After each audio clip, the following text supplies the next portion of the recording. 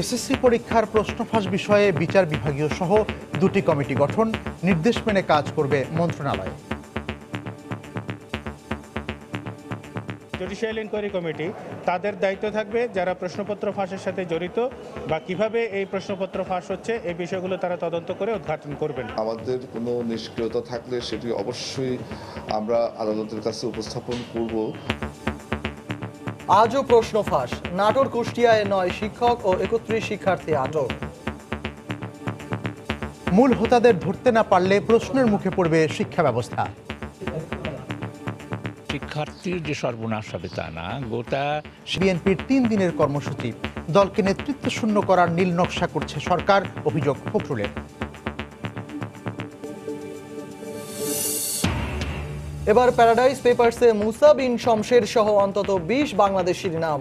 কর ফাঁকি দিতে মাল্টায় বিভিন্ন নামে কোম্পানি। সুশাসন প্রতিষ্ঠায় সঠিক ও সুষ্ঠু সংবাদ প্রচারের আহ্বান ওবায়দুল কাদেরের, বললেন ডিজিটাল নিরাপত্তা আইনের 32 ধারা নিয়ে উদ্বিগ্ন হওয়ার কিছু নেই।